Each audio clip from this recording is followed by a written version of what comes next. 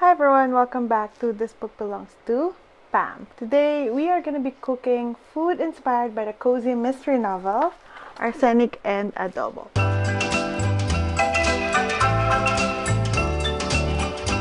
Arsenic and Adobo is a novel written by a Filipino-American author, Mia P. Manansala, and it's the first in a series of cozy mystery novels that are inspired or at least themed after Filipino food, which is amazing. So today, if you haven't guessed it yet, we are going to be cooking adobo, chicken adobo to be specific. And this is one of me and my partner's favorite dishes. It is in our rotation of dishes that we eat every 2 or 3 weeks.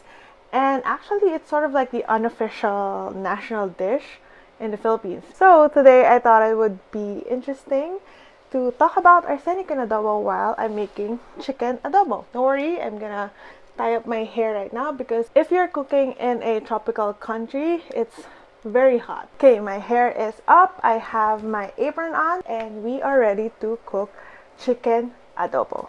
For chicken adobo, at least for my recipe of chicken adobo, you don't need a lot of things. First, you need your chicken. I like to use a mixture of drumstick and breast part.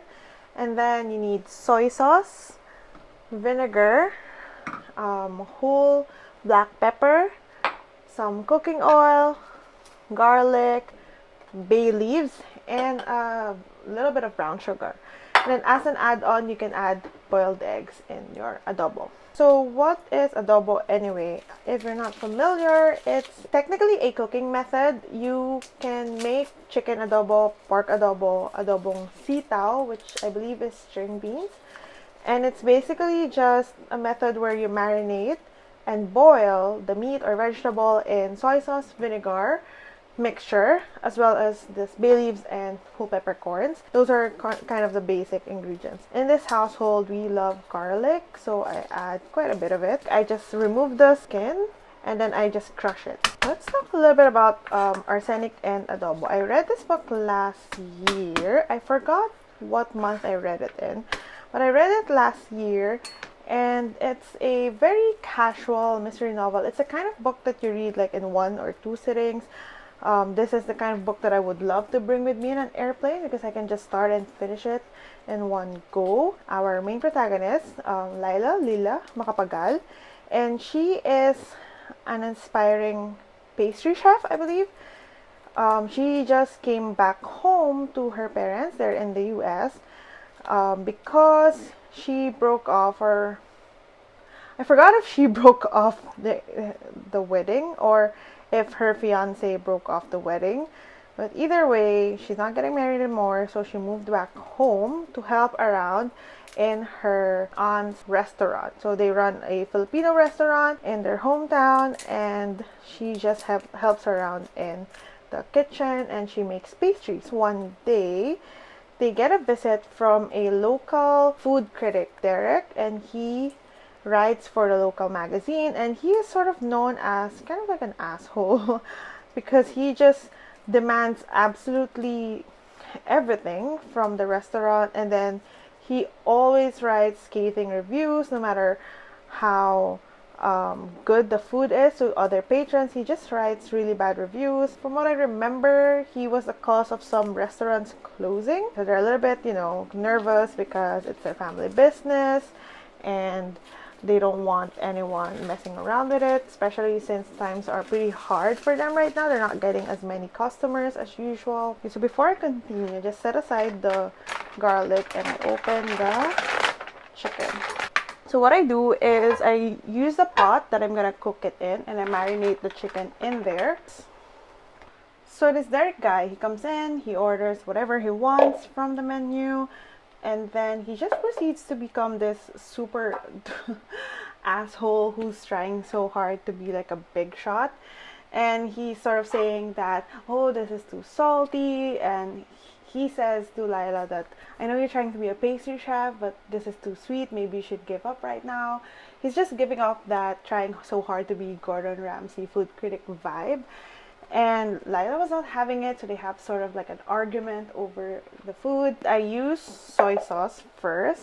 I don't have precise measurements like cups and whatnot. I just use this kind of wooden spoon I measure it by the amount of wooden spoons that I need. I usually start with around 6 spoons. So this is not turned on yet because we're gonna marinate it first. Yeah, so they just have a fight over it, and people were overhearing, like other customers were overhearing their fight. So after soy sauce, we're gonna put in some vinegar. So I put 1 extra spoon of vinegar. So for example, if I put in 6 spoons of soy sauce, I'm gonna put 7 of the vinegar. Then I give it a good stir first, just to make sure that everything is somehow coated. Okay. Then I'm gonna put in my whole pepper. And I'm gonna put in the garlic. And I also put in some brown sugar. And finally, I put in the bay leaves. This is very important. You definitely need this. You only need like maybe 3 this size leaf. But of course, if you have smaller leaves, you have to put a little bit more. And then we are going to leave this to marinate for about an hour. You can definitely do this overnight. Some people do that. But I like to do just an hour. Let's cover that. While the coffee is marinating, I'm gonna make myself some iced coffee using my espresso. I like to put some condensed milk. And then I like this Inspiration Napoli.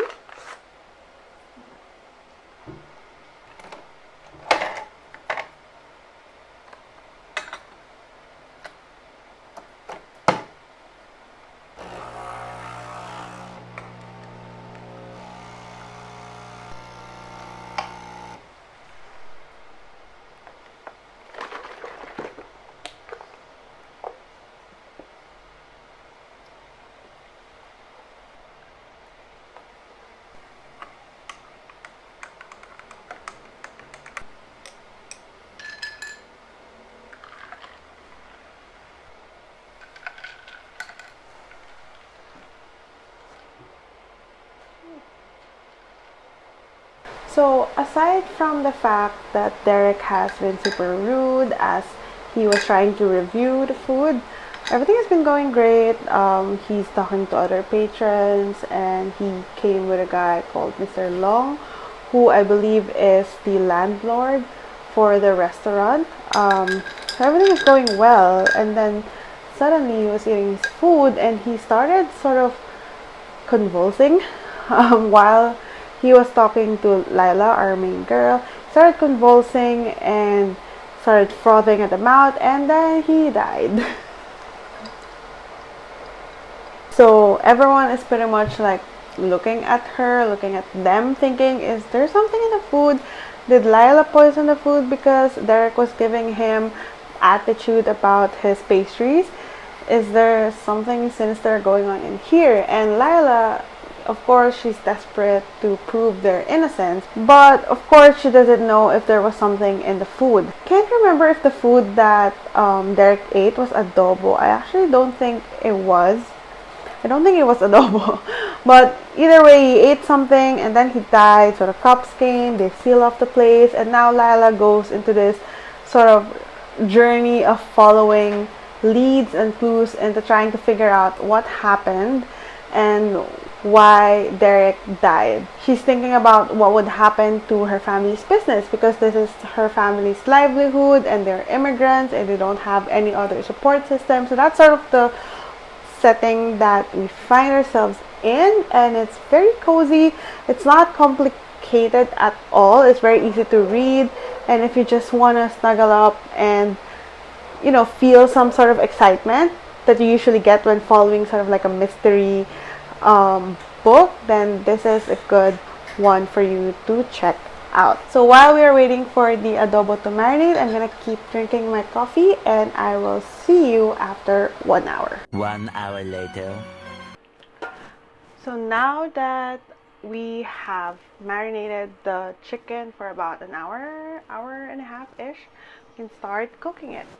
And then while this is boiling, I'm gonna start making hard-boiled egg. So my my pan is a little bit too big for my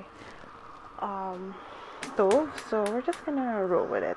Everything is starting to boil. I'm gonna put the eggs in the... So usually I would just stir this just so everything gets cooked evenly. Oh, I've already started to cook rice. We eat adobo with rice.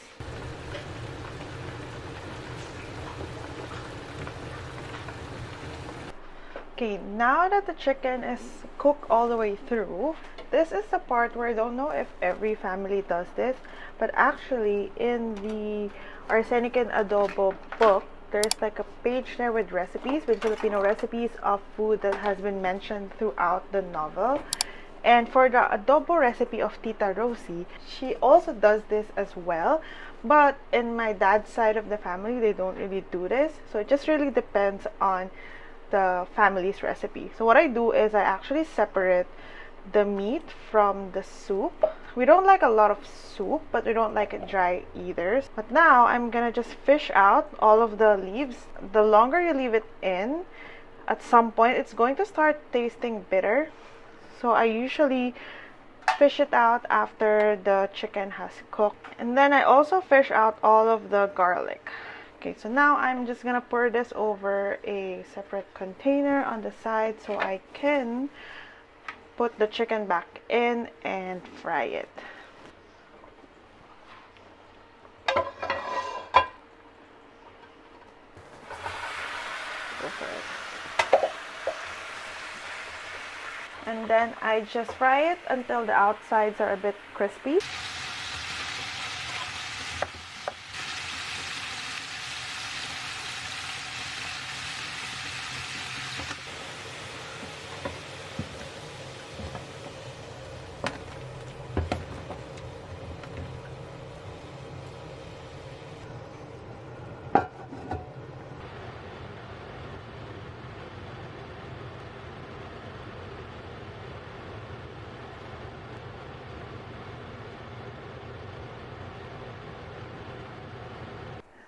And we have the final product.